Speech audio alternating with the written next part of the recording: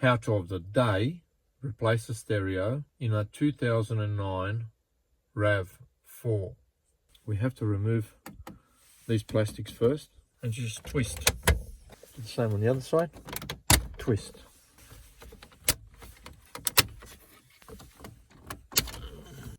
There.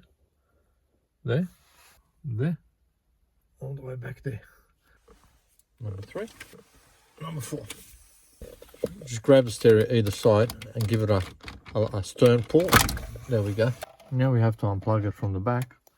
3 plugs.